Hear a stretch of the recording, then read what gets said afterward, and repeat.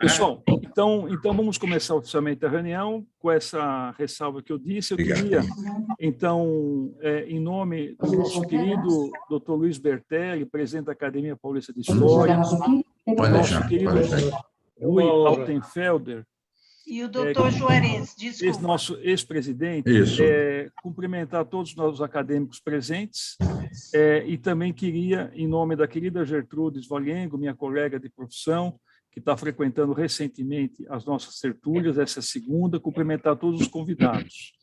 Então, vamos começar com a oração de São Francisco, JB, por gentileza. Pois não. Senhor, fazei-me instrumento de vossa paz. Onde houver ódio, que eu leve o amor. Onde houver ofensa, que eu leve o perdão.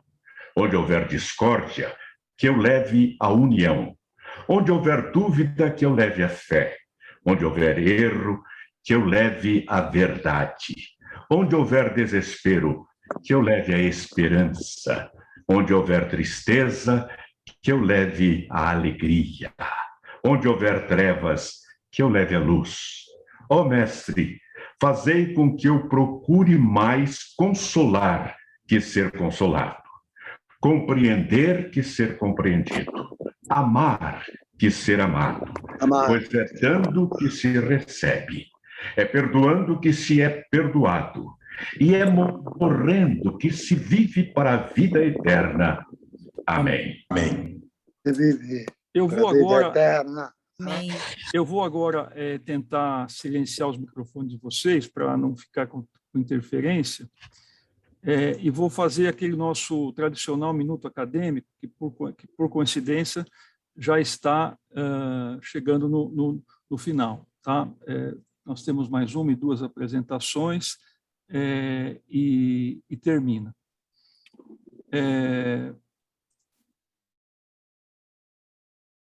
Então, deixa-me compartilhar com vocês esse tema que eu acho importante. Vocês todos estão vendo, pessoal? Estão vendo? Estão vendo? Minuto? Ainda não, ainda não. Não? Menos, agora sim. Agora sim. Tá. Então tá. Bom, nós, como vocês sabem, nós intitulamos esse minuto acadêmico só se ama aquilo que se conhece, que é uma frase de um pensamento de São Francisco, de Santo Agostinho, e ele resume exatamente a nossa intenção. Nós não podemos gostar de nada sem que nós conheçamos. Então, nós procuramos, ao longo de mais de um ano, aí, mostrar alguns aspectos históricos da nossa academia, que é para que a gente conheça um pouquinho mais, valorize, enalteça os seus membros e também o nosso querido sodalício. O Santo Agostinho, para aqueles que não sabem, é patrono da cadeira 42 da nossa academia, que atualmente é ocupada pela querida Carolina Ramos, que, por sinal, recentemente vai publicar um livro em breve e já está, inclusive, com o anúncio no nosso site, que é de Bonetti Pôs no site. O que nós vamos falar hoje, pessoal? Nós vamos comentar um pouquinho hoje sobre as publicações ao longo dos anos, em quase 55 anos de Academia Cristã de Letras. O nosso segundo estatuto, de 76, já previa, num dos seus artigos, 30, que a Academia devia ter uma revista onde pudesse publicar os artigos dos seus membros. E aqui está o estatuto de 76, que foi assinado por vários acadêmicos, e aqui nós podemos, inclusive, verificar assinaturas de membros importantes, né? Por exemplo, o Bertolassi Stella, que foi um dos fundadores, né? Aqui nós temos também o Afonso Vicente Ferreira, que foi o antecessor e fundador da cadeira que o Dr. Rui hoje em dia ocupa, o querido Eurico Branco Ribeiro, que está aqui embaixo, ó, que nós falamos, inclusive, na semana passada, e falaremos daqui a 2 meses novamente, a Maria Semiramis, aqui embaixo, que foi uma das primeiras mulheres que ingressou na Academia Cristã de Letras, né? E assim por diante. O Dom Dilmar Balduino, a assinatura dele aqui embaixo. Então, eu me emociono, porque quando a gente vê uma assinatura dessa, a gente parece que está vendo as pessoas daquela época, né? Então, nós estamos, assim, tornando-os presentes conosco. Bom, novamente eu queria chamar a atenção do querido Alcindo Brito. Alcindo Brito, como eu já citei aqui, foi um dos grandes presidentes que a nossa entidade já teve do passado. Eu não tive a chance de conhecê-lo, a maioria daqui não teve também, mas ele, sem dúvida nenhuma, marcou a academia, porque inclusive a própria oração de São Francisco, que nós lemos hoje, veio de aprovação quando ele era presidente. O símbolo da academia, quando ele era presidente, as declarações municipal e estadual de utilidade pública foi obtida na realização dele, e ele também, na gestão dele, ele também começou a fazer um relatório anual da Academia Cristã de Letras. Então, nesses livretos, que eu, inclusive, peguei da sede, tem todo um resumo de palestras, um resumo, inclusive, financeiro, que aconteceu nesses anos da Academia Cristã de Letras. Então, foi 76, 78, 79, 80, que eu tenho aqui. Depois continua 81, 82, ele falece no final de 82, e quem o sucedeu, que é o Mário Savelli, também continuou mais um volume aí desse relatório anual da Academia Cristã de Letras. Aí, finalmente, a Academia Cristã de Letras edita uma revista. Esse é um exemplar que eu fotografei. Esse aqui é o exemplar de 1980. Provavelmente, essa revista começou em 1982, porque ela era anual. E aqui está o fascículo 3, de 81. Então, se o fascículo 3 de 81, ou em 80 tiveram 2 fascículos, ou então um foi editado em 79. Eu não tenho o primeiro fascículo. E aqui foi o último fascículo que eu consegui, fascículo número 5, que foi editado na gestão do Mário Savelli, que sucedeu ao Alcindo Brito no mandato tampão de 1 ano, porque ele havia falecido logo no começo do seu mandato. E, depois de todo esse tempo, na gestão do Samuel Froneto, inclusive, que foi o presidente que me recebeu na Academia Cristã de Letras, uma pessoa boníssima, alegre, culta, ele editou, ele foi presidente durante dois anos, aliás, 2 biênios, ele editou esse boletim. Então, o primeiro que veio a lume foi em 98, e publicou um segundo volume que veio a lume em 99, então foi praticamente um boletim por ano, né, que eu, inclusive, tenho exemplares desses boletins. Sucedeu ao Froneto o nosso querido Leme Gilholes, que todos aqui conhecemos, pelo menos a maioria, né? O doutor Gilioli, ele editou uma revista comemorativa dos 35 anos da Academia, foi em 2002, né? E fez uma placa, que essa placa ele colocou na sede da Academia, lá nos Campos Elíseos, né? E eu já tive a honra de figurar aqui como primeiro tesoureiro, já desde 2001, como primeiro tesoureiro da Academia. Então, para mim é uma honra, e isso foi um trabalho do Dr. Gilioli. O Dr. Gilioli também fez uma coisa que eu gostaria, nós vamos discutir novamente na diretoria aqui, já vou antecipar para todos, eu gostaria de participar vocês. Ele fez um almoço comemorativo por adesão, e é o meu grande sonho realizar pelo menos um almoço ou jantar por adesão, e eu gostaria de discutir essa ideia com todos na diretoria no final do ano, né? Eu acho que isso aí une as pessoas, a gente se descontrai, pode conversar outros assuntos, enfim, é uma coisa gostosa. E aqui estão alguns flagrantes daquela época, dos 35 anos. Então, a gente vê aqui o Roberto Machado, nosso confrade, presidente do Instituto de História e Geografia de São Paulo, o Gilioli. Aqui o Solon Borges Reis, que foi presidente da Academia, perdão, que foi membro também da Academia Paulista de Letras, a Mariazinha Congílio, a Dolly de Castro, está aqui de costas, o querido Afis Sadi, que muitos de vocês conhecem. Infelizmente, eu não saí nenhuma foto dessa solenidade. Aqui são outros flagrantes, e aqui embaixo tem a família do Gilioli, que estava prestigiando esse evento também. Bom, o Gilioli também, quando ele estava já no final da gestão, quase, né, ele fez um opúsculo que intitulou 38 anos da Academia Cristã de Letras. Então, ele registrou essa efeméride num pequeno opúsculo, que foi, inclusive, já, felizmente, em contribuição também ao CIE, que já começou a nos ajudar, quando eu digo nos ajudar, a Academia Cristã de Letras. Né? E, nessa ocasião, também, foi feita uma placa, né? Inclusive com o logo do CIE e com o logo da Academia Cristã de Letras, em 2005, e nessa placa alusiva a essa efeméride, assinam o professor Paulo Natanael, o doutor Luiz Gonzaga, que aqui se encontra, uma homenagem a ele também, o Adolfo Leme Gilioli e o querido Afis Sadi, que foi também presidente da Academia Cristã de Letras.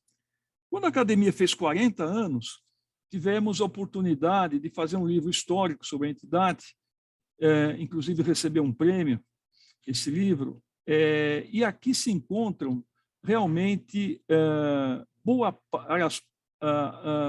tudo que está no site da Academia Cristã de Letras hoje se deve à história, a São Francisco, as orações, a história, estatutos, tudo veio desse livro aqui.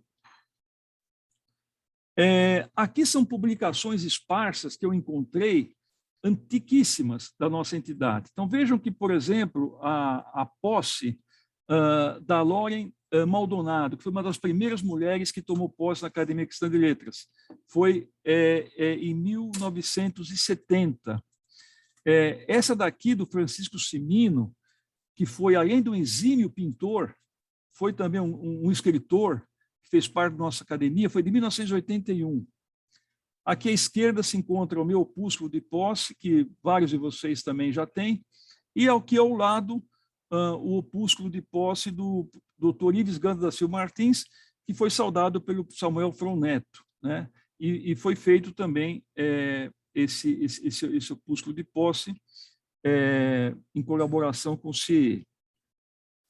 Quando o professor Paulo Natanael também se tornou membro da Academia Cristã de Letras, ele editou um opúsculo mencionando alguns aspectos históricos e a posse dele, inaugurando a gestão dele, a primeira gestão dele em 2006. Depois de muito custo, foi um grande anseio da academia, né, editar. Na época, pessoal, não existia site. Então, nós almejávamos que todos os membros da academia fossem homenageados com pequenas biografias num livro. Isso foi uma ideia que ficou gestando aí talvez uns 5 anos, né? E participaram dessa empreitada o doutor Afis Sadi, muito a Rosa Maria Custódio, a Francis de Azevedo, eu, obviamente, o doutor Paulo Natanael, e ajudou muito também nessa época a viabilizar esse livro, o doutor Bertelli, que aqui se encontra, né? Então, esse livro nem todo mundo tem, os mais antigos têm, mas eu poderia dizer para vocês o seguinte, que praticamente 80%, 90% das biografias que estão no site, boa parte vieram desse livro. Tá? Então, hoje em dia, o site, obviamente, supre essa necessidade, né? Aí, a Rosa Maria Custódio, foi um grande anseio dela também, e ela brigou muito por essa ideia de ter... E vejam bem, nessa época, nós não tínhamos site. Na gestão da Ivone Capuano, ela coordenou e foi editora, redatora, foi tudo, né, de um jornal que ela intitulou Academia Cristã de Letras. Esse jornal teve 2 edições, essa foi a primeira em 2011 e essa foi a segunda em 2011. Por uma série de dificuldades que ela enfrentou, né, inclusive até financeiras, né, isso tudo é custoso, é difícil organizar, é difícil ter apoio, é difícil conseguir muitas vezes artigos, enfim. Esse foi mais um veículo que começou e também que não pôde continuar. mas aqui fica historicamente tributado uma vez mais esse tributo à Rosa Maria Custódio, que foi incansável nesse projeto também. Isso aconteceu na gestão da doutora Ivone Capuano. Bom, eu já citei aqui, mas eu tenho a impressão que vale a pena citar mais umas 1000 vezes. O doutor Rui teve uma gestão exitosa, brilhante, e eu reporto como 2 marcos da gestão dele, os mais significativos, ao meu ver, foram, primeiro, a mudança estatutária, que na época era importante, e talvez mais do que isso, a obtenção do SAI da Academia Cristã de Letras. O SAI da Academia Cristã de Letras, eu diria que projetou a nossa academia para o mundo. Por que para o mundo? Porque a internet pode ser acessada em qualquer parte do mundo.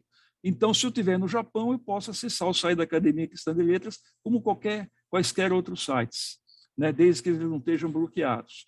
Então, esse site se deveu muito ao Dr. Rui e também muito a Dibonetti, que ele já conhecia, e através de contato com a Dibonetti, naquela ocasião, a Dibonetti não pertencia ao nosso sodalício, ela fez um trabalho, fez e continua fazendo um trabalho fabuloso, né? O nosso site é muito rico em história, é muito rico em informação, e, felizmente, todos os membros da Academia Cristã de Letras têm, pelo menos, uma mini-biografia, e a imensa maioria deles tem uma fotografia também. Então, com isso, a gente pretende cumprir um dos pilares das academias, que é preservar a memória da instituição e preservar a memória de seus membros, que são o patrimônio da entidade.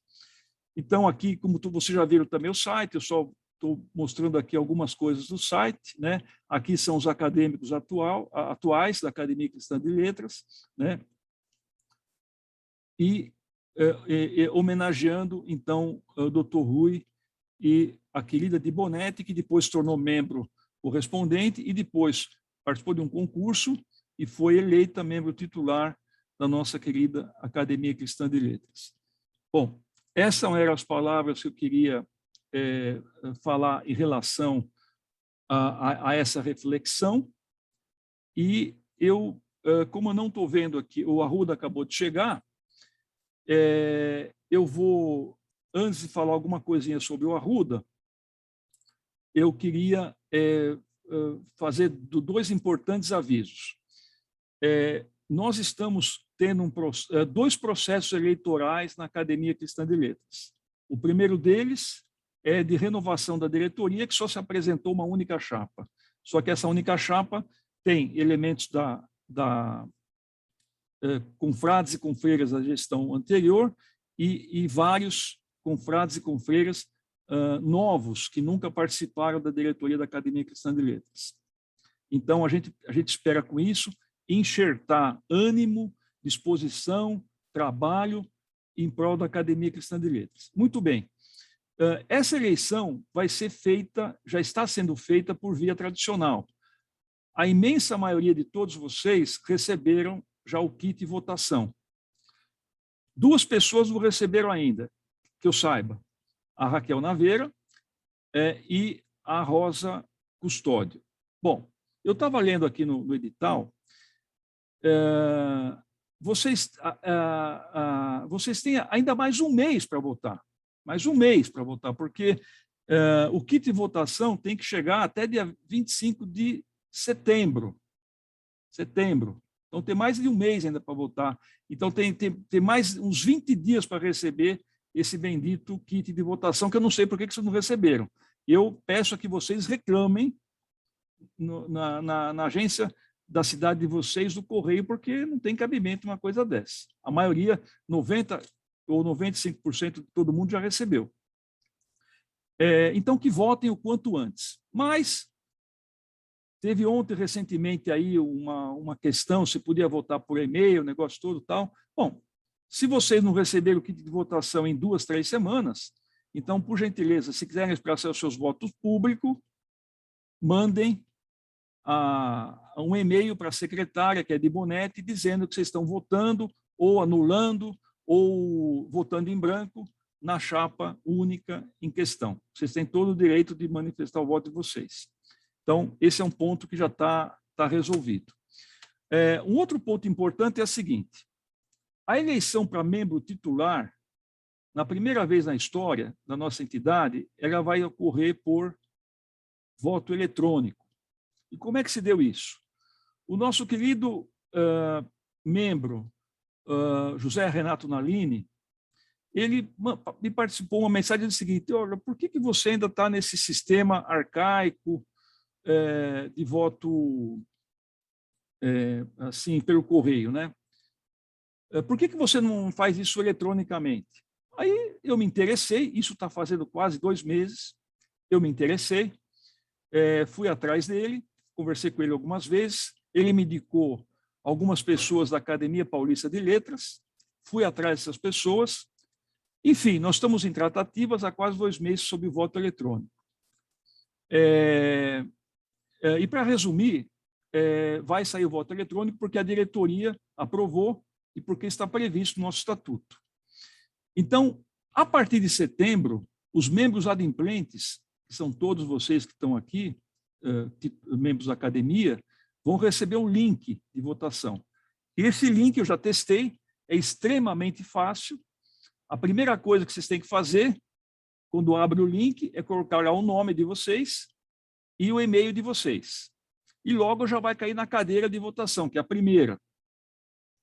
Aí vai ter o nome da candidata e vai ter, embaixo vai ter um quadradinho branco. Então, se vocês são a favor do candidato, vocês vão clicar em cima da fotografia do candidato, que eu tive também, eu tive que pesquisar e mandei a fotografia também para facilitar.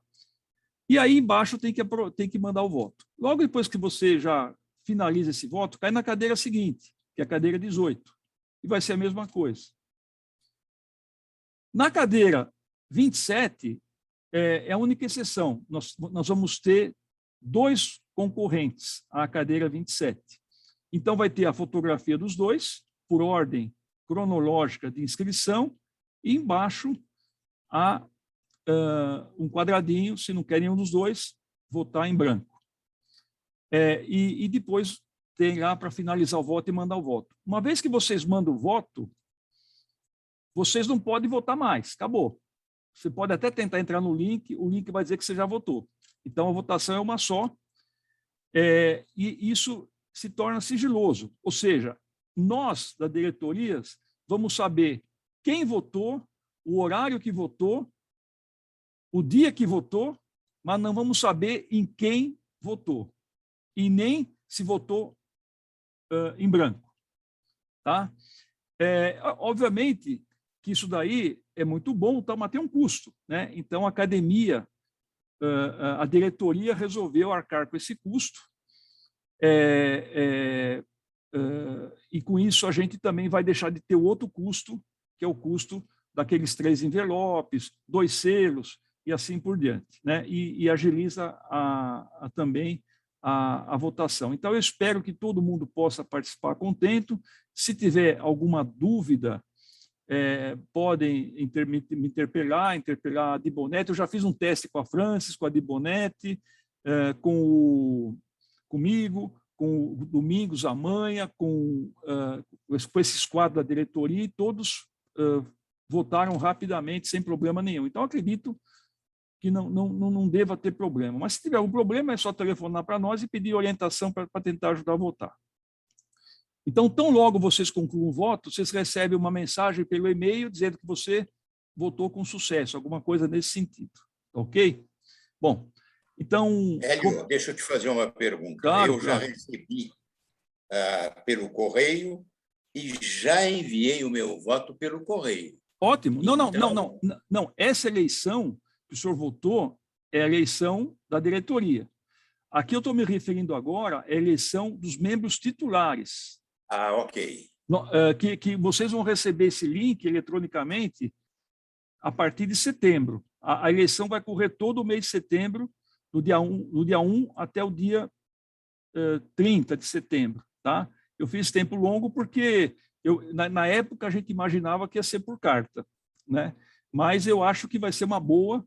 E digo mais, esse sistema, nós não estamos inventando, é o mesmo sistema que é usado na Academia Paulista de Letras, e a empresa que faz é a mesma empresa que faz para a Academia Paulista de Letras. Então, a gente acho que não tem muito o que lamentar, porque a gente tem que se basear em quem está na frente, né? Então, eu agradeço ao doutor Nalini, que aqui não se encontra, e também a Academia Paulista de Letras por esse feito aí.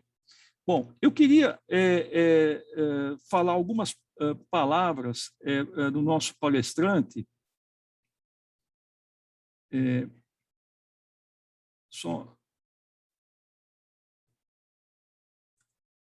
que é o nosso querido Arruda. O Arruda chegou já, então, Arruda, eu fiz aquilo que você me falou, fui tocando a reunião. Boa tarde, muito obrigado. Boa tarde a todos e a todas. Então, deixa eu falar alguma coisinha do Arruda aqui para aqueles que não conhecem o Arruda. O Arruda, ele era apaixonado e é apaixonado pela Polícia Militar, uma entidade que ele entrou aos 16 anos de idade, entrou já na Polícia Militar e galgou todos os postos da carreira militar e se aposentou, ou então foi para a reserva como coronel da Polícia Militar. Na Polícia Militar, ele teve vários cargos importantes, eu vou citar aqui só dois. Ele foi diretor do Ensino e Cultura da Polícia Militar e foi comandante do policiamento metropolitano da cidade de São Paulo. E ele também foi responsável pelo Centro de Aperfeiçoamento de Estudos Superiores da Polícia Militar. Na Polícia Militar também, ele obteve o mestrado, ele fez não somente essa graduação, mas ele obteve o mestrado e o doutorado em Ciências Policiais e Segurança e Ordem Pública, dentro da Polícia Militar. Além disso, o querido Arruda, ele é graduado em Comunicação Social, ele tem graduação em Direito também, né? E dedicou-se basicamente a sua trajetória na Polícia Militar na área de segurança pública, né? O Arruda também, para quem não sabe, ele é palestrante, acabou de dar uma palestra agora da DESE, como eu estava falando, e ele é compositor, né? Compositor de músicas e hinos, né? Então, ele tem a honra de ter sido o autor de ter musicado o hino do Tribunal de Justiça do Estado de São Paulo, da Escola Paulista de Magistratura, cuja letra do hino é de autoria do saudoso poeta Paulo Bonfim, e ele é autor de mais de 20 canções relacionadas à Polícia Militar, inclusive o hino do Regimento da Cavalaria, o hino do Patrulheiro, o hino do Agrupamento Aéreo, e também é o hino do primeiro encontro mundial de magistratura, que ocorreu em 88. O Arruda, ele tem vários artigos publicados, né? E agora, felizmente, com o site, nós estamos divulgando rapidamente as publicações dos acadêmicos. Recentemente, ele publicou um sobre aquela barbaridade lá na estátua do Borba Gato, que recebeu vários elogios. E ele é autor do livro Mobilização de Microcomunidades, Vizinhança e Segurança Pública, lançado em 2011. Atualmente, o Arruda ele é pós-graduando em História na Universidade Mackenzie, e ele também, como todos sabem, ele é um grande conhecedor de aspectos da Revolução de 1932. O Arruda ingressou na nossa querida Academia Cristã de Letras há cerca de 10 anos, em 30 de agosto de 2011. Ele é o segundo ocupante da cadeira 40, que tem por patrono Gilbran Khalil Gibran, e sucedeu ao ilustre acadêmico e ex-presidente Hafez Saadi. Então, com essas palavras, eu enalteço um pouquinho do que é o Arruda, do que foi o Arruda, e a alegria que todos nós temos que ele de pertencer à nossa entidade. Arruda, então, com você a palavra, você escolheu o tema 3 vidas, todo mundo está ansioso para saber o que tem por trás dessas 3 vidas, e com certeza você vai falar para nós muito bem. Com você a palavra, Arruda. Presidente, muito obrigado. Eu quero lhe enviar o meu abraço mais fraterno. Muito obrigado também a todos os confrades, as confreiras que estão nos acompanhando, Dr. Rui, que falou há pouco, também eu creio que a Raquel está nos acompanhando lá do Mato Grosso do Sul, não? Tá. Enfim, a Rosa. Estou por aqui. Oi, Raquel, tudo bem? Tudo bem. Diretamente de Campo Grande. Isso, legal. estamos aqui a postos, Que aguardando bom. sua vinda para pesquisa. Eu tenho avançado bastante a conversa com a Madalena, viu? Muito obrigado pelo contato com a professora Madalena. Obrigado. Arruda, permita-me a intromissão. Meu padrinho, JB, quem me... Querido amigo e irmão, permita-me. Eu não vou poder permanecer até o final, de forma que eu não poderei ouvir as 3 vidas. Eu espero ouvir pelo menos 2, porque eu tenho outro compromisso em seguida. Não tem problema. Mas um grande abraço a você, meu irmão. Também, irmão. Muito obrigado, viu, JB? Obrigado. Eu vou salientar que essa gravação vai estar no site, como todas as outras, e para efeito de gravação é melhor que a gente só escute o palestrante. Então, eu vou tentar deixar só o palestrante falando aí, tá bom, pessoal? Então, vamos lá, Arruda. Ok, Francis, uma correção. Eu não sou reformado, porque eu não tenho ainda 70 anos. Eu sou oficial da reserva. A diferença é que o oficial da reserva pode ser revertido ao serviço ativo em caso de necessidade, ok? Eu sou coronel da reserva, não reformado. Reformado só se eu viver até os 70 anos. Se Deus me der essa concessão. Muito obrigado.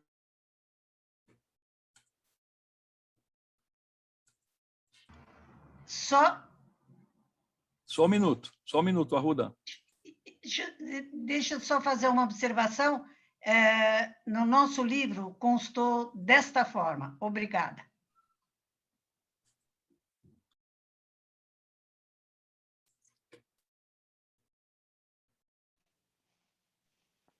Coronel Arruda Delbertelli, está me ouvindo? Acho que o microfone do... Ouvindo alto e claro, pois não. Obrigado, Di. Obrigado, Francis. Pode falar, Arruda. Muito bem. Meus amigos, ao propor esse tema, quando o presidente me escalou para realizar uma fala, e eu com muita satisfação acolhi, eu poderia ter escolhido vários temas particularmente ligados à segurança pública, ou à história, enfim, ou à comunicação, que são as áreas que eu tenho mais afinidade, né? E eu resolvi escolher um tema ligado à chamada microhistória, um tema ligado à chamada história marginal, que é aquela história que normalmente não é registrada pela história positiva, aquela história que trata dos grandes vultos, né? Ela é a história que trata daquelas personagens menos lembradas da história, que trata da história da família, história de família, trata de história de pessoas cuja trajetória, embora não tenham tido a repercussão social que outras vidas tiveram, não foram por isso menos importantes nem menos bem vividas, né? E nesse sentido eu escolhi falar sobre 3 vidas. Vou falar sobre a vida de 3 policiais militares, cuja passagem pela instituição e pela sociedade tornaram nossa sociedade melhor, né? Então, o primeiro que eu vou falar, ele é um major da reserva da Polícia Militar, ele é um major reformado da Polícia Militar, ele hoje está com quase 80 anos, ele está vivo, e ele se chama Expedito Pinheiro. É a primeira vida que eu vou abordar. O Expedito Pinheiro, quando ele tinha 14 anos, ele era analfabeto. Ele morava em Urubu, em Vaca Morta, distrito de Urubu, no sertão do Ceará. E essa cidade hoje é mais conhecida porque ela é parte da trilha do Rally dos Sertões, né? E o sonho do Expedito era aprender a ler e escrever. Então, um dia ele pegou um pau de arara e, depois de uma semana viajando, ele veio a São Paulo. E, ao chegar ao mercado municipal, ele veio até a Estação do Norte, de caminhão, e ao chegar, ele foi a pé até o mercado municipal, e ao chegar ao mercado municipal, ele, não tendo onde dormir, ele dormiu em meio às caixas de tomate ali do mercado. Na manhã seguinte, ele foi procurar trabalho. Mas ele, com 14 anos de idade, adolescente, ele estava com uma fome lancinante. E ele entrou num bar, ali no Mercadão, que existe até hoje, e disse ao dono do bar: meu nome é Espírito Pinheiro, eu sou migrante, eu não tenho dinheiro para nada, eu estou com fome, e se o senhor puder me arrumar um copo de leite, eu volto para pagar o senhor quando eu tiver dinheiro. O dono do bar, era um português, ficou condoído com a situação daquele menino e deu a ele um copo duplo de café com leite e 2 pães com manteiga. E ele conseguiu logo em seguida trabalho como carregador de caixas de tomate no mercado e conseguiu entrar no Mobral. E no intervalo dos carregamentos, hora do almoço, por exemplo, enquanto os amigos jogavam bola, ele sentava no meio das caixas para ler. E aí os amigos zoavam, né? Você não vai jogar bola com a gente, Espírito? Aí o outro fala assim: não, ele é doutor carregador de caixa do mercado, mas é doutor, não sei o quê. Bom, e assim ele conseguiu fazer a 4ª série, a antiga 4ª série, hoje 5º ano do ensino fundamental. E quando ele tinha a 4ª série, ele já tinha escolaridade mínima suficiente para tentar o ingresso na Guarda Civil de São Paulo. E ele ingressou na Guarda Civil de São Paulo. E, ao ingressar na Guarda Civil de São Paulo, ele, como era comum, foi estagiar no Departamento de Diversões Públicas da Guarda, fazer policiamento nos teatros, nos cinemas. Então, ele tinha aula a semana toda, sábado ele ia fazer estágio, ainda com uniforme amarelo, né, caqui, não era uniforme azul ainda do Guarda Civil, porque ele era apenas aluno da Guarda Civil. E num desses policiamentos no cinema, ele acabou se encantando com uma moça muito bonita, né, fisicamente muito diferente dele, porque ele é bugre, ele tem a pele acobreada, né, cabelo escuro, e ela é loira, clarinha, né? E ele se encantou por aquela menina, e aí começaram a conversar, no outro serviço conversaram também e tal. Chegou um momento, ele falou: eu queria namorar você. Aí ela falou: isso não é possível, porque meu pai é muito bravo, meu pai é italiano, ele não vai permitir que você, que é quase negro, me namore, né? Ele falou: mas eu quero falar com ele. Aí ela morava a família tinha muitas propriedades em Guarulhos, e o pai consentiu, e ele foi até lá. E o pai falou: muito bem, seu Expedito, o que o senhor deseja? Eu queria sua autorização para namorar sua filha. Falou: bom, e quem é o senhor? Falou: olha, eu não tenho propriedade, tenho só 4º ano primário, sou guarda civil, mas eu vou estudar, vou crescer na vida, e eu prometo que vou tratar bem sua filha e vou fazer sua filha feliz. E disse que o italiano olhou para ele, olhou, talvez lembrando a sua própria história de vida, né? Falou: olha, Expedito, eu autorizo você, pode namorar minha filha. Venha namorar aqui em casa.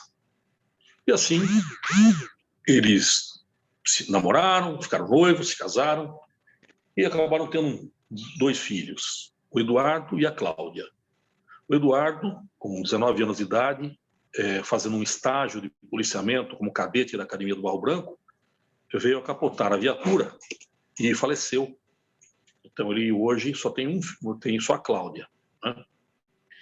E o Expedito, então, foi estudando, ingressou na Guarda Civil. Quando houve a unificação da Guarda Civil com a Polícia Militar de São Paulo, ele veio como tenente da Polícia Militar, chegou a major no serviço ativo. Nisso, ele já tinha se graduado em Direito pela Universidade Mackenzie, fez mestrado, fez doutorado, publicou livros e assumiu a consultoria jurídica do presidente do Tribunal de Contas do município de São Paulo. Como assessor jurídico, principal assessor jurídico do presidente do Tribunal de Contas do município de São Paulo, ele desfrutava de uma série de benefícios, né? Inclusive um carro, um Santana, na época, não sei se o doutor Hélio lembra, mas o Santana era o melhor carro brasileiro da época, né? Um Santana 2000, 0 quilômetros, né? O vidro fumê, etc. E um dia, o Expedito voltou ao mercado. E aquele carro parou, o motorista desceu, abriu a porta, um senhor muito, já cabelo grisalho, terno muito bem cortado, desceu do carro, entrou no bar. O velho português olhou para ele, lampejou, que talvez tivesse reconhecido, falou: o senhor lembra de mim? O meu nome é Espírito Pinheiro, eu vim pagar um copo de leite e 2 pães com manteiga. Né? O Espírito está entre nós, e isso mostra que a gente tem que confiar no potencial dos jovens e dar oportunidade para os jovens poderem desabrochar e fazer valer a sua vocação, que era o caso do Espírito Pinheiro, cujo sonho era estudar. Eu vou falar também de uma vida que já partiu, que é do Manuel Antônio da Silva.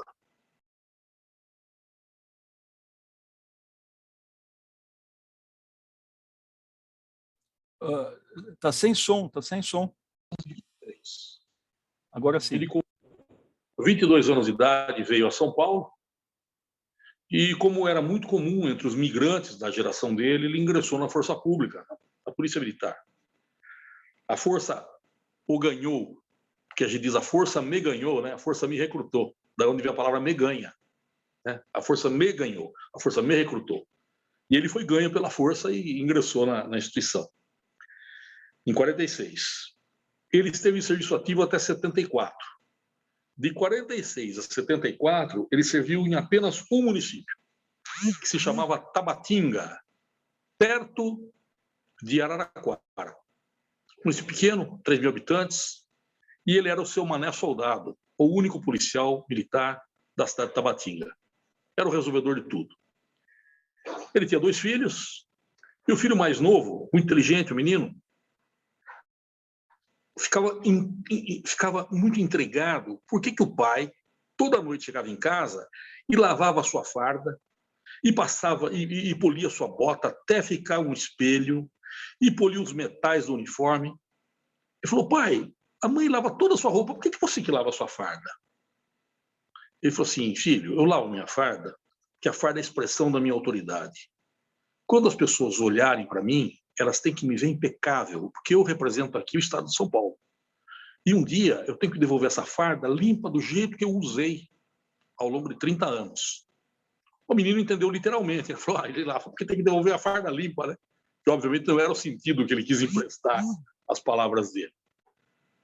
E ele, então, entendeu por que o pai cuidava da farda, com tanto esmero. Um dia, houve um burburinho na cidade que uma pessoa tinha enlouquecido e com uma foice estava tentando matar as pessoas dentro de um bar. E foram chamar o Mané Soldado. O Mané Soldado chegou lá, começou a conversar com o rapaz. O rapaz deu uma foiçada no braço do Mané Soldado, que quase amputou o braço dele. E ele, com o braço íntegro, ainda teve força suficiente para dar uma chave de braço, desarmar o agressor, que imediatamente foi amarrado pelos demais circunstantes e levado para a cadeia. Quando o filho foi visitar o pai no hospital, falou: pai, você estava armado, por que você não matou o cara? Falou: filho, a vida é preciosa. Ele é um pai de família. Ele só tinha bebido, recebeu e bebeu. Ele é canavieiro. Ele recebeu a mesada dele do corte de cana, bebeu demais. Se eu mato esse rapaz, eu ia deixar 4 crianças órfãs, uma esposa viúva e a mãe dele que ele cuida também desamparada. Não houve necessidade de matá-lo. A vida dele é preciosa. E eu estou bem, meu braço vai ficar bom. O menino aprendeu. Aí, um dia, o menino chegou para ele e falou: pai, eu sei o que eu quero ser. Falei: o que você quer ser, meu filho? Ele falou: eu quero ser padre. Uma família muito, muito cristã, né? Ele falou: meu filho, para mim é um orgulho ser um filho padre. Só que eu quero que você saiba o seguinte: você está preparado para ser padre? Você está preparado para a solidão do sacerdócio? Ninguém vai lembrar de você em dia de festa. Só vão lembrar de você para realizar enterro, para rezar por paciente doente. Ninguém vai lembrar de você para te chamar para tomar uísque. Só vão te lembrar em dia de tragédia. Outra coisa, você não vai poder casar. Ou você vai ser um padre namorador para jogar tua batina na sarjeta. Não, pai, eu sei o que eu quero. Então, meu filho, eu vou te pedir uma coisa. Honre a batina que você vai usar. Não jogue tua batina na sarjeta. Cuide da batina. Ela exprime tua autoridade, como a farda exprimiu a minha. E outra coisa, cuide das pessoas, como eu procurei cuidar. Nesse momento, o pai dele estava indo para a reserva. No dia que o pai passou para a inatividade, a praça, um dado interessante, a praça não vai para a reserva, a praça é reformada automaticamente. O oficial vai para a reserva, fica um tempo na reserva, depois é reformado. No caso, a praça é reformada direto. A cidade fechou e foi todo mundo para o estádio de Tabatinga para despedir do Mané Soldado. A cidade inteira. Fizeram um evento, foi lá o comandante da área, foi o prefeito, o presidente da Câmara, todo mundo lá para despedir do Mané Soldado. E o filho dele ingressou no sacerdócio. O filho do Mané Soldado chama-se Manuel Carlos da Silva. E, em 2007, Bento XVI fez dele bispo. E hoje ele é bispo de Lins. E quando a gente fala com Dom Francisco, ele diz, o que eu aprendi com meu pai. Cuidar da vocação que eu abracei, não desonrar a vocação que eu abracei e cuidar das pessoas. Quando o Mané Soldado faleceu, em 88, aos 65 anos, a cidade de Tabatinga fechou novamente, agora para despedir do Mané Soldado. A cidade naquele dia não funcionou. Foi uma vida dedicada ao próximo e que inspirou outras vidas a também se dedicarem ao próximo.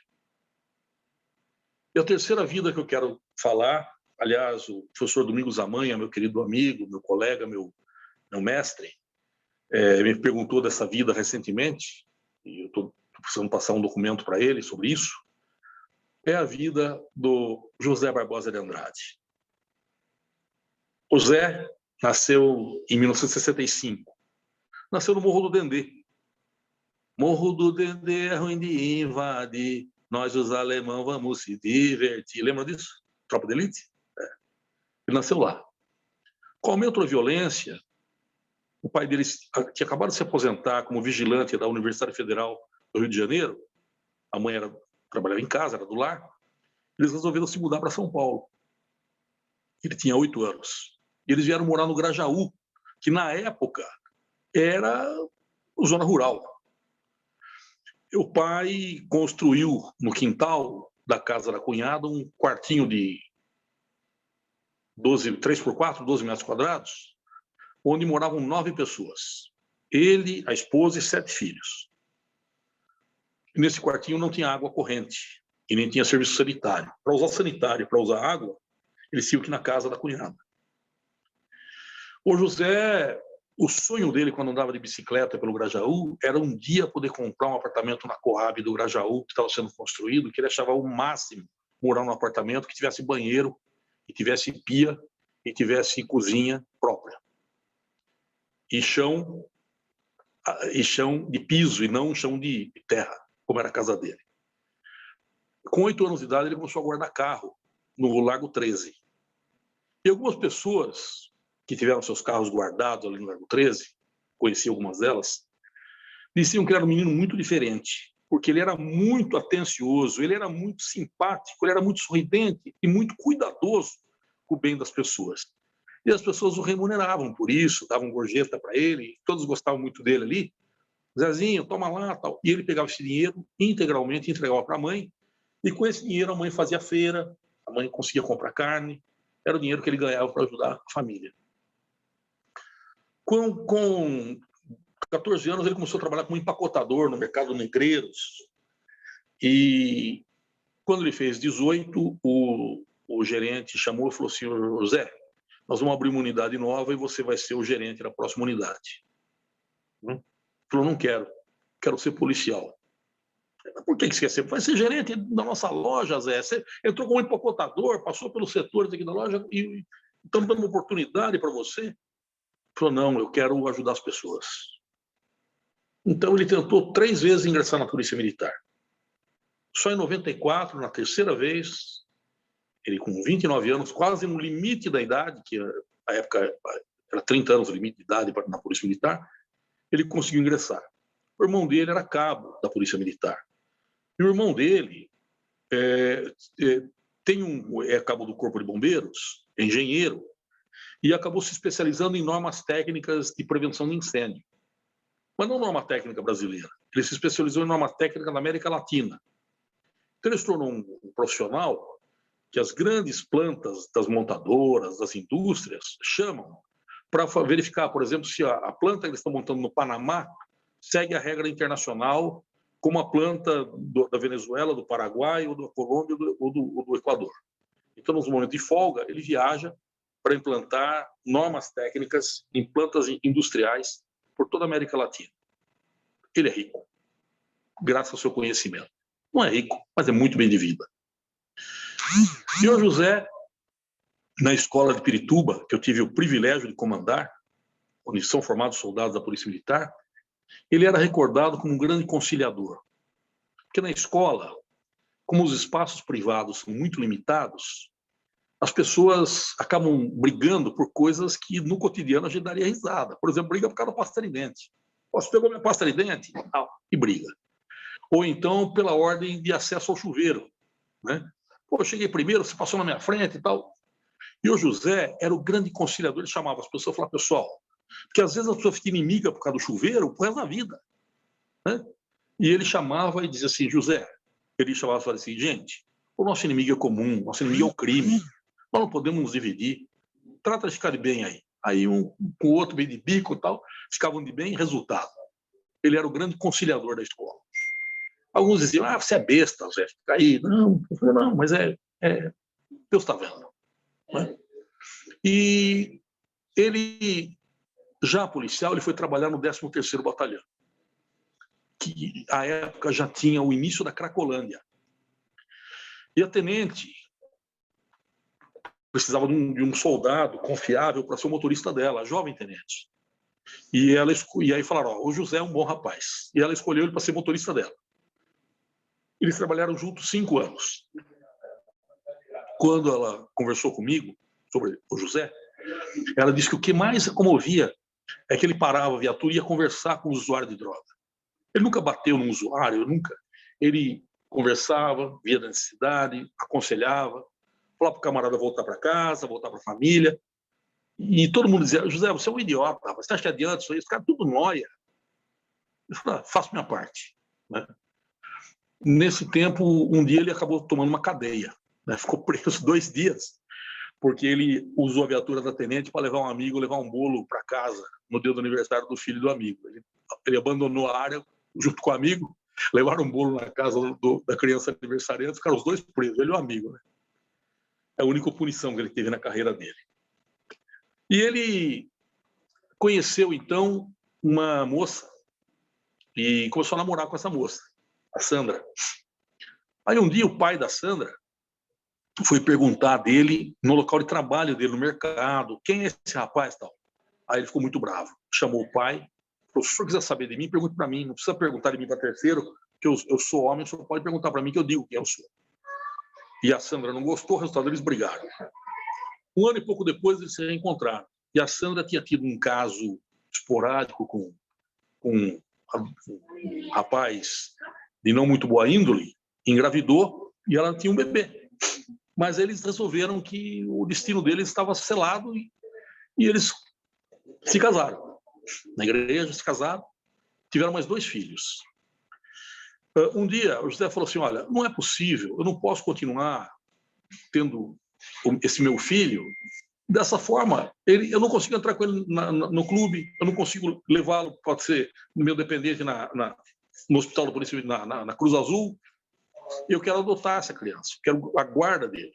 Ela falou, mas o pai dele é bandido, o pai não vai querer. Eu falei, não quero falar com o pai dele. Aí ele se encontrou e falou, olha, eu quero dar mais qualidade para o seu filho, eu que crio seu filho e tal. Aí o camarada falou, tá certo, autorizo. Então ele adotou legalmente, o menino é filho dele hoje. E aí ele era muito pobre. O que ele ganhava, por exemplo, os filhos me contaram que nunca foram ao McDonald's com ele. Ele nunca teve dinheiro suficiente para levar os filhos comendo no McDonald's. Mas ele era um bom pai. Ele levava os filhos em Pinapipa, no parque, ele saía, passeava com os filhos, passeava com o cachorro, junto com os meninos. Sem ter dinheiro, ele conseguia proporcionar uma vida feliz para a família dele. E ele também era marcado pela extrema misericórdia que ele tinha para as pessoas vulneráveis. Ele, por exemplo, tinha combustível para ir para o trabalho. Aí alguém ia lá e falava: seu José, minha mãe está doente. Ele pegava e levava a mãe para Santa Marcelina, aí ele já morava na Zona Leste, e acabava o combustível e eu ia para o trabalho de ônibus. E a mulher dizia: José, você é um idiota. Ela me contou. Um dia o irmão foi à casa dele e viu que o armário estava vazio, não tinha comida. O irmão fez uma cesta básica imensa. Ele me descreveu com torrone, com azeitona, com geleia. Quando ele voltou 2 horas depois, a cesta tinha ficado uma cestinha. Cadê a cesta que eu deixei aqui? A esposa: você conhece o irmão, ele deu no prédio inteiro. Zé, vem cá, o que foi? Para quem que você deu essa cesta? Não sei quem está com o filho preso, não sei quem está de cama, não sei quem está sem emprego.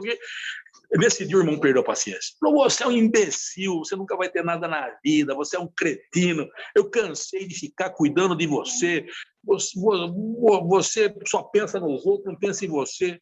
Ele falou: irmão, Deus está vendo.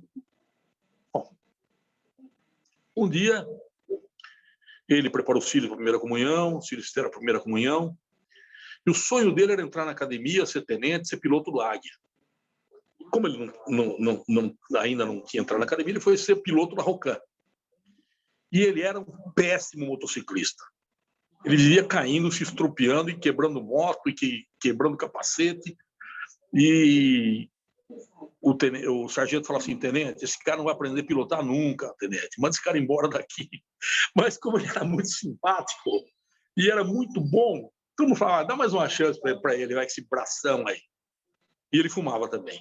Esses 2 defeitos ele tinha. Ele era um péssimo piloto e também fumava. E até que um dia, o pelotão dele, isso era 6 de janeiro de 99, o pelotão dele foi designado para descer para o litoral, para fazer operação verão no litoral. Aí o sargento falou: tenente, não leva o Zé, que ele vai cair na estrada e vai atrasar a gente. Deixa o Zé aí fazendo estágio. Então ele falou: é verdade, é verdade. Zé, vem cá. Pode ir para casa hoje, amanhã você se apresenta às 7 horas aqui, no pelotão B, no pelotão Bravo, que o Alfa vai descer hoje para a praia e você não está pronto para pilotar na estrada ainda. Sim, senhor. Era um dia que chovia muito, chovia torrencialmente na cidade de São Paulo. E ele estava indo embora e um colega dele falou: Zé, quer carona? Mas é agora, porque eu estou indo para casa, hoje é meu aniversário, eu tenho que levar o produto que minha mulher quer fazer um bolo, quer sair agora, vai fardado mesmo. Falei: então vou. Aí foi. Ele estava indo para a cooperativa de crédito da PM fazer um empréstimo para pagar luz e água que estava atrasado. Quando ele estava no Mercadão, o Tamanduateí estava 7 vezes mais cheio que o normal, dado o grande volume de chuva que atingiu a cidade naqueles dias. E ele viu uma velha mendiga se equilibrando na borda do rio, de repente cair no rio. E viu que muitas pessoas correram para a ponte mais próxima para tentar laçar a mulher na ponte. Ele falou: ela vai morrer, e saiu correndo. Aí o amigo abriu a porta do carro, saiu correndo no meio da rua também, no Mercadão, parou a Rua da Cantareira, aquele negócio todo. Um soldado do exército, menininho, viu aquele policial correndo e pegou uns cordões de amarrar embrulho de papelão e deu para ele, e segurou. E ele desceu ao rio segurando naqueles cadarços de plástico. E o pessoal começou a gritar: soldado, você vai morrer, soldado, você vai morrer, não entra no rio. Soldado, você vai morrer, não entra no rio. Ele não sabia nadar. E aí ele entrou no rio, entrou em meia correnteza, abraçou a mendiga, puxou a mendiga para a margem, as pessoas tiraram a mendiga da água, a corda estourou e ele rodou com a água e morreu. 3 dias depois, o corpo dele foi encontrado. Naquele dia, a cidade de São Paulo pranteou. O féretro dele tinha a testa o padre Júlio Lancelotti. Centenas de moradores de rua participaram do enterro dele, que saiu do 2º Batalhão de Choque, na Rua Jorge Miranda, na Luz, rumo ao mausoléu dos heróis da Polícia Militar. José Barbosa de Andrade esse soldado, que foi depois promovido a cabo por ato de bravura, tem hoje sua postulação em análise no Tribunal Eclesiástico da Arquidiocese de São Paulo e poderá vir a tornar-se o primeiro beato policial do Brasil, considerando que ele deu a vida por amor à vida. Ele não salvou uma mulher milionária, ele não salvou uma mulher que podia remunerá-lo, nem mesmo que podia prestar a ele um serviço sexual ou qualquer espécie de serviço, que era uma velha, ébria, moradora de rua. Mas o José Barbosa de Andrade, aquele rapaz humilde que dizia a todos que Deus estava vendo o que ele fazia, foi escolhido para concluir sua vida com esse gesto. No dia que eu relatei isso para a irmã Célia Cadorim, nossa saudosa e grande postuladora, a primeira mulher na história recente da igreja a postular com sucesso causa de santo, ela postulou a causa de Madre Paulina, postulou a causa de Frei Galvão, foi copostuladora do Padre Anchieta, copostuladora do Inachica, copostuladora do Nelsinho, de Bitinga, enfim, essa mulher experiente disse, ele se santificou no ato, naquilo que a gente chama de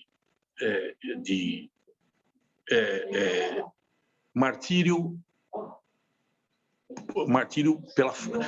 pela misericórdia. Ele é um mártir da misericórdia, um homem que deu a vida sabendo que ia morrer para salvar uma vida de uma mulher moradora de rua. E é possível, na sabedoria e na grandeza de Deus, nos planos dele que a gente não consegue sondar, quando nenhum de nós mais for lembrado, ele continuará sendo lembrado como o soldado José Barbosa de Andrade, um homem que teve a vida coroada, como disse a irmã Célia Cadorim, por um gesto que sintetizou o que ele foi a vida toda. Um homem que deu a vida pelo próximo. Eu falei de 3 vidas. Espírito Pinheiro, Mané Soldado e José Barbosa de Andrade. Muito obrigado.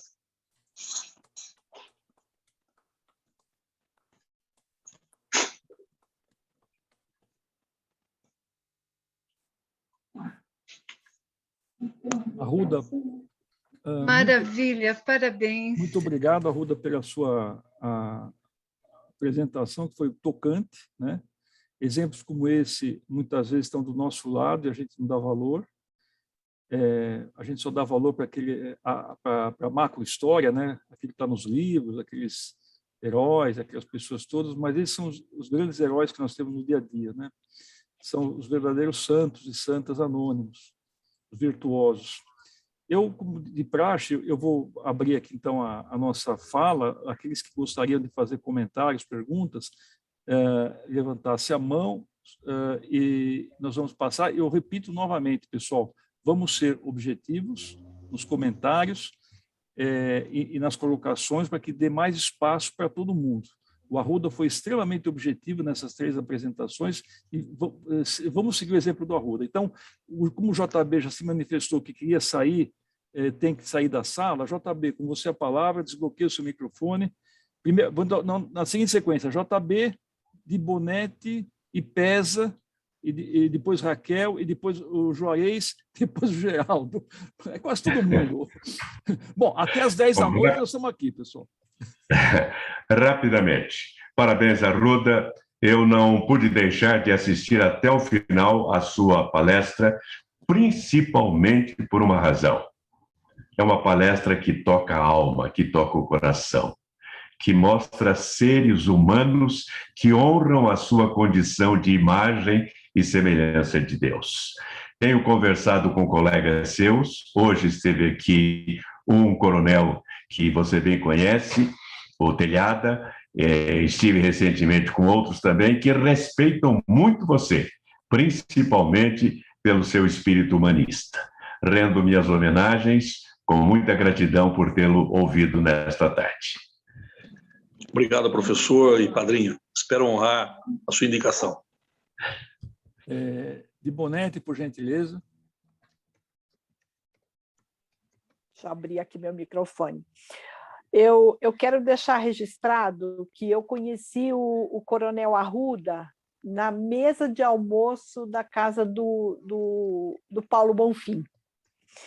E passei a admirá-lo desde esse dia, contando histórias na mesa de almoço que encantavam o poeta. Então, é excelente essa forma gostosa de contar histórias que o Arruda tem, que são exemplos a serem seguidas.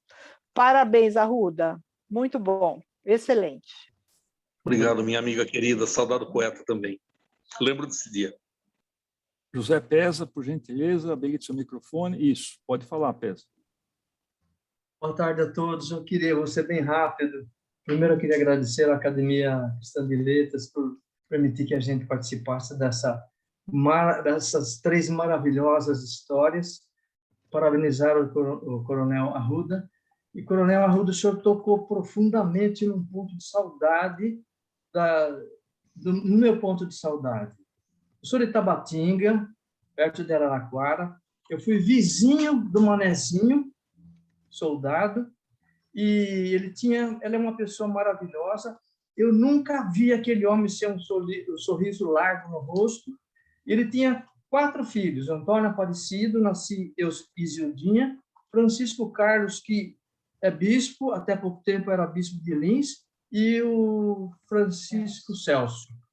E a minha mãe era madrinha de batismo da filha dele, Nancy Isildinha.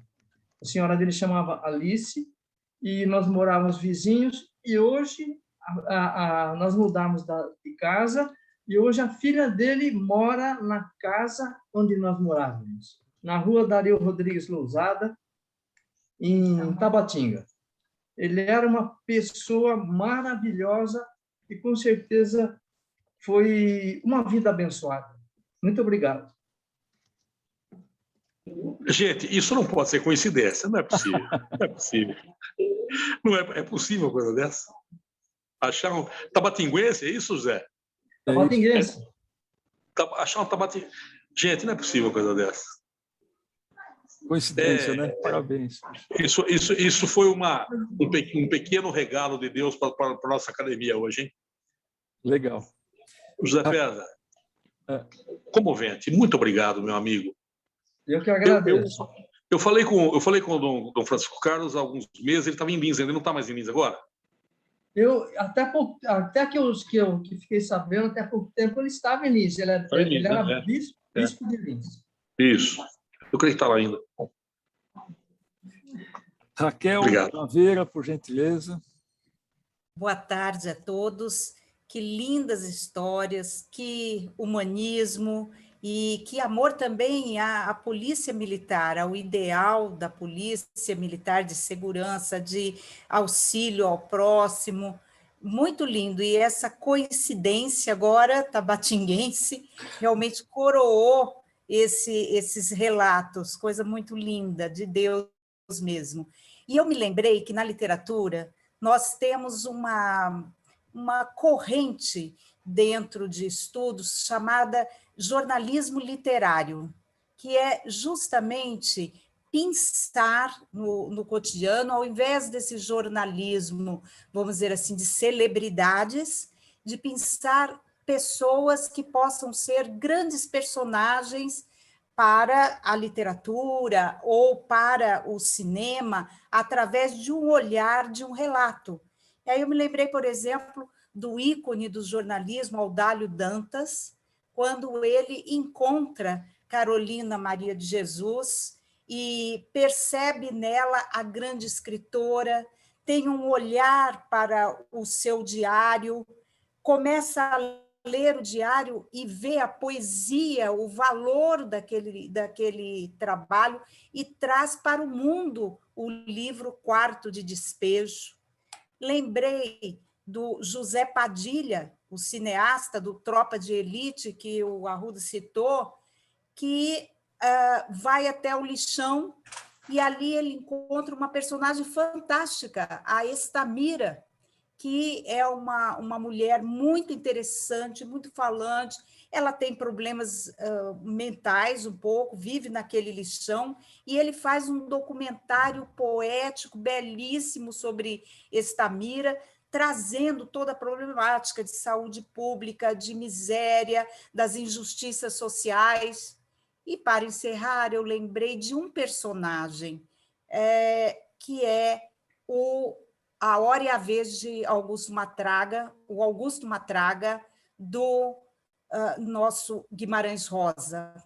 Durante toda a sua trajetória, o Augusto Matraga passa de um homem sem escrúpulos, um vilão, a uma espécie de santo, alguém buscando o seu fim último, que é a santidade. E sempre pensando, haverá a minha hora e a minha vez. E aí, na hora da morte, quando ele salva aquelas pessoas do município da sanha assassina do Joãozinho Bem e do grupo que vai chegar lá, dos cangaceiros, e ele salva aquelas pessoas, ele tem aquela consciência de que doar a sua vida foi a sua hora e a sua vez. Assim como o caso que você contou do José Barbosa de Andrade, ocorreu com essa redenção desse personagem incrível que é o Augusto Matraga. Então, eu me lembrei, assim, concluindo, enquanto você falava, de quanto é importante para nós, os escritores, os poetas, trazermos essas figuras anônimas, essas figuras do cotidiano, iluminando-as com um olhar humanista sobre elas. Muito obrigada, foi muito comovente, muito bonito. Raquel, muito obrigado pela sua... Está fechado o microfone, Arruda. O seu microfone está fechado. Em nome de Maria de Jesus, hoje, inspirado em você, eu vou comprar o Quarto de Despejo. Vou ler o Quarto de Despejo, que eu não li ainda. Vale você muito a pena. É muito lindo mesmo. Raquel, muito obrigado. Raquel. Muito bom falar. Bem lembrado. Agora, se eu não me engano, eu acho que é o querido Juarez. Depois, então vamos falar, pelo que eu levantei a mão, Juarez, depois o Geraldo e depois o Dr. Murim. Então vamos lá, Juarez. Boa tarde a todos. Queria cumprimentar o Coronel Arruda, que ele enriqueceu a nossa tarde hoje aqui na academia. Foi realmente gratificante, histórias que comoveram, e ele transmitiu com muita emoção, com muito sentimento, as 3 histórias que ele relatou, muito bem apresentadas e que me tocou profundamente. Então, eu queria cumprimentar primeiro o professor Hélio Begliomini, que é nosso presidente, por convidar o doutor Coronel Arruda para essa solenidade de hoje, essa sessão de hoje, que foi realmente enriquecedora. O meu abraço, Coronel Arruda. Obrigado, viu, Juarez? Muito obrigado. Isso é o que conforta a alma da gente, saber que é partilhar histórias, né? É isso. Muito obrigado, Juarez. Eu falo assim porque eu também sou contador de histórias. Então, eu gosto muito. Bacana. Geraldo, por gentileza. Geraldo. Arruda, conversar com você é estar perto de um amigo de muitos anos, de décadas, inclusive, e que sempre me deu muitos bons exemplos. Eu fui repórter na sala de imprensa da Polícia Militar. Eu não digo que eu estava em início de carreira, mas eu ainda não tinha a experiência que eu tenho hoje. E da sala de imprensa da Polícia Militar eu só trouxe bons exemplos que eu pude depois aplicar na minha carreira, na minha profissão de jornalista.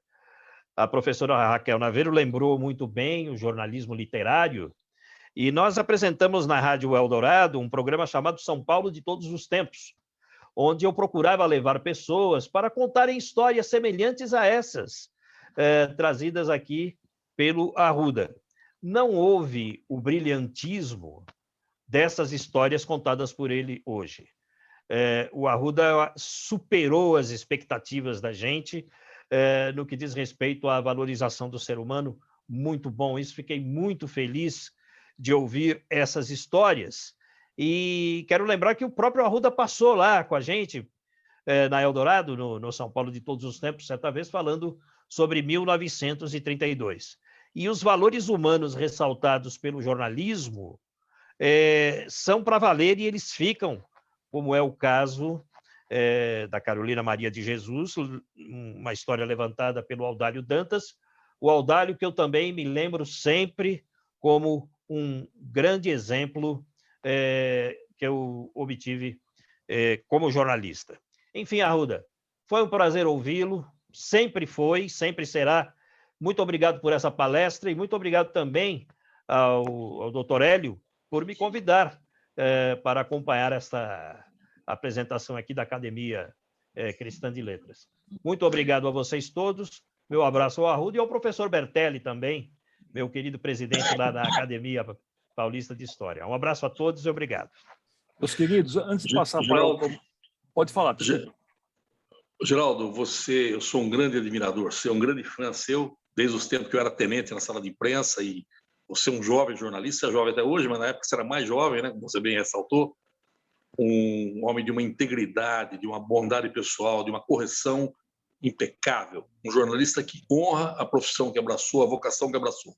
Hoje, trabalhando sobre biografias, trabalhando sobre associações, um homem que passou por tantos veículos de comunicação, mas realmente o período que você citou na Eldorado foi muito marcante, porque nos permitiu conhecer melhor esse ambiente onde nós convivemos e muitas vezes precisamos passar em branco histórias e momentos e conhecimentos que apenas os iniciados têm acesso. E você permitiu que muitos iniciados partilhassem conosco o conhecimento. Geraldo, eu fico muito feliz de ver você na academia. Espero que muito breve nós possamos estar mensalmente juntos. Viu? Muito obrigado. Viu, Geraldo? Um abraço a você, Arruda. Obrigado, eu. Viu? Obrigado. Isso mesmo. Eu só queria, antes de passar para o doutor Mourinho, só queria fazer uma correção. Não precisa me agradecer por convidar vocês. Nós é que agradecemos a todos vocês, ao Geraldo, a Carbone, o Pesa, a Gertrudes que saiu, de participarem. Eu acho que os acadêmicos têm obrigação de convidar pessoas interessadas para participar dessas reuniões. E vocês são convidados, fiquem à vontade também, porque vocês têm que convidar gente que tem um espírito que nem o nosso, que gosta de literatura, gosta da cultura, gosta desse enlevo que está todo mundo participando aqui. Quanto mais nós pudermos levar isso a outras pessoas, eu acredito que estamos fazendo papel social e cultural da nossa academia. Então, por favor, não agradeçam, nós é que agradecemos. Convide outras pessoas, mandem convite para outras pessoas que poderão um dia fazer parte da nossa academia. Nós somos gente que gosta dessas coisas e não simplesmente alguém que passa e... Olha, esse mundo é pequeno mesmo, viu? Porque eu esqueci de acrescentar uma coisa. A minha mãe, Arruda, nasceu em Tabatinga, lá na terra do Mané Soldado. Olha, numa reunião da Academia Cristã de Letras de São Paulo, achar 2 tabatinguenses é demais, hein? É demais. É que é uma cidade grande. Doutor Amorim, por gentileza, habilite o microfone e a palavra é sua, por favor. Precisa habilitar o microfone. Seu microfone está fechado. Não estamos escutando. Precisa habilitar o microfone. Isso, agora sim. Bem, o presidente Hélio, a quem eu admiro muito, e todos aqueles que estão presentes nessa reunião, uma reunião muito bem fazeja, para a alma, para o corpo, para tudo. Tive grandes amigos na Polícia Militar. Em razão da minha profissão, tive sempre ao meu lado um militar, um grande amigo, que me serviu em muitas situações, muitos atos. Desculpe um pouco, que eu estou um pouco rouco. Mas essa polícia militar, tão meritória, e que eu sempre admirei. Sempre estive ao lado dos policiais. Quero dizer, então, que nesta tarde tenho mais um grande amigo que se chama, pelo que ele falou, pelo que ele e pela história tão bonita que ele contou. Obrigado. Muito grato, Amorim. Obrigado pela sua intervenção e participação. Uma grande honra, doutor Amorim. Uma grande honra. Muito obrigado. O senhor também tem uma história de vida magnífica, viu? Está sendo escrita ainda. mas é uma história magnífica. Como a do Expedito está escrita aí. Obrigado. Hélio, eu só queria dar umas palavrinhas. Eu sei que todos já falaram muito e não o suficiente, porque foi realmente admirável. Parabéns, Coronel Arruda, por essa brilhante apresentação. Obrigado, emocionante, Rosa. Todas as 3 histórias de vida, que são verdadeiras lições de humanidade. Gratidão por esse momento especial. Minha gratidão também ao nosso presidente por estar proporcionando a todos nós essas belas tertúlias que fazem tanta falta na vida da gente, né? Você tem razão, Rosa. É verdade, faz falta mesmo nós conversarmos mais, né? Tem razão. A sua arte de contar histórias é realmente muito singular. Bom. Muito bom. Minha amiga querida, obrigado. É fabulosa. Alguém levantou a mão e eu não vi, por gentileza, que queria falar. O doutor Raul Altenfelder, mais alguém depois ou não?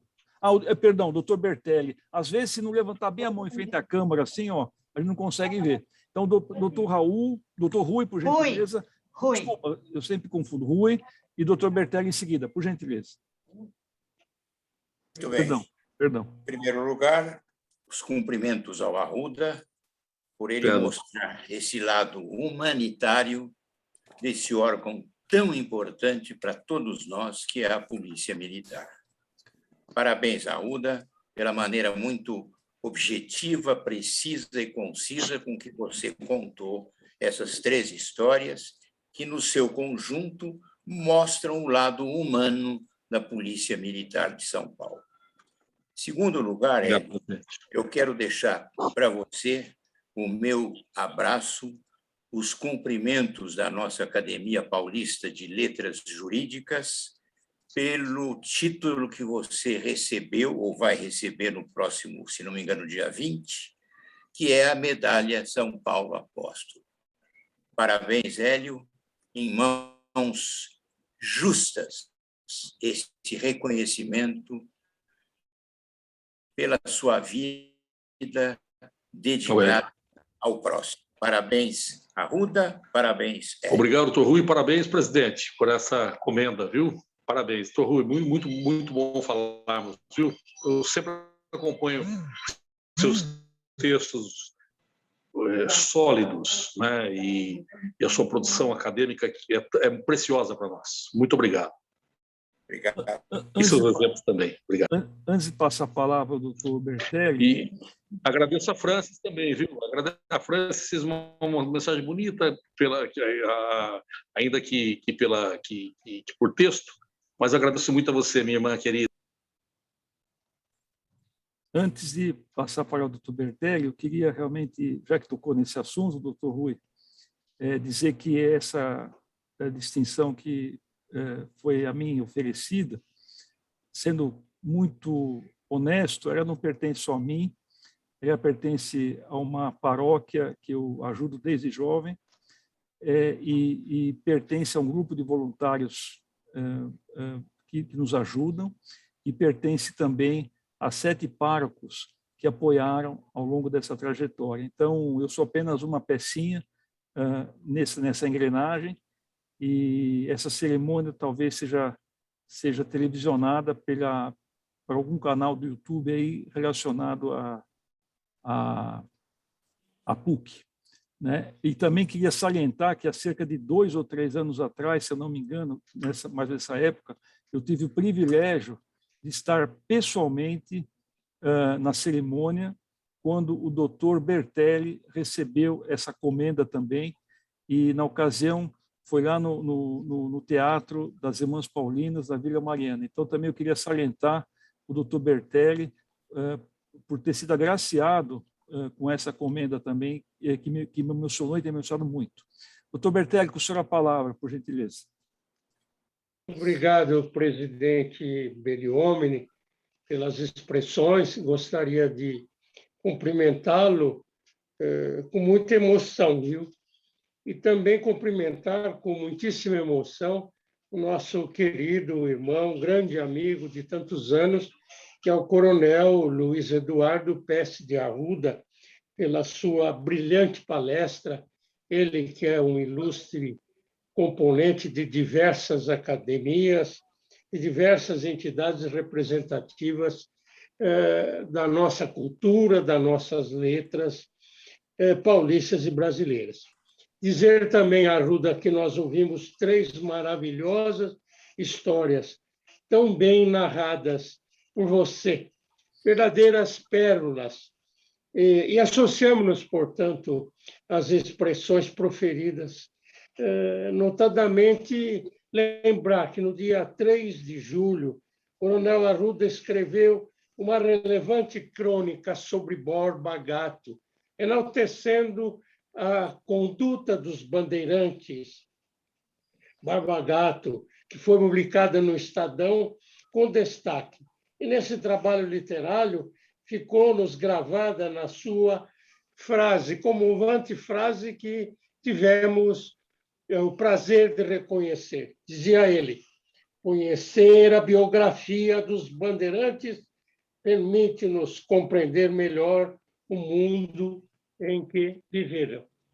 Então, muito obrigado, Arruda, parabéns pela sua exposição, parabéns, Beliomini, pela linda reunião que tivemos. Obrigado às acadêmicas, às confreiras e os confrades. E doutor Bertelli, muito obrigado. Queria salientar que é uma honra imensa tê-lo na nossa reunião, uma honra imensa na nossa reunião, e saiba que eu não esqueci que o senhor é convidado para uma palestra também.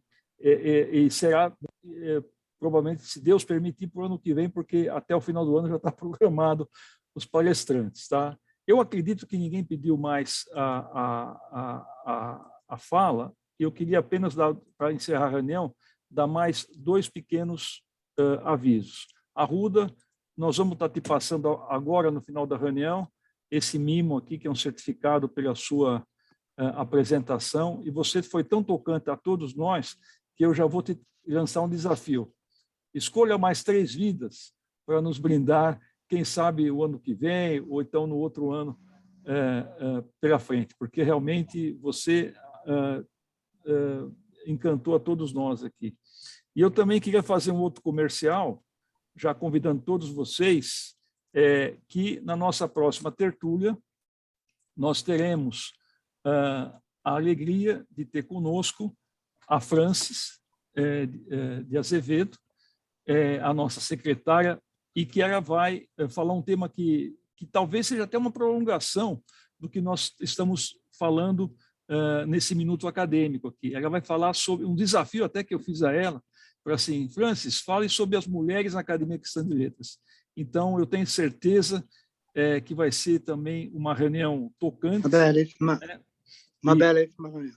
E eu convido a todos vocês que participem. Vai ser na terceira, como sempre, a terceira terça de cada mês, né?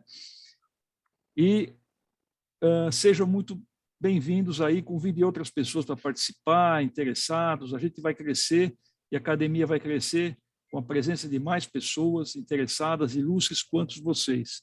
Se houve alguém aqui que brilhantou essa reunião, além do Arruda, obviamente, hoje, foram todos vocês. Essa reunião não teria o mesmo brilho se vocês não dessem a participação, o prestígio, a alegria, os comentários e assim por diante. Então, olha, muito grato, mas muito grato mesmo, que Deus abençoe, e uma boa semana, e até, se Deus permitir, até o próximo mês.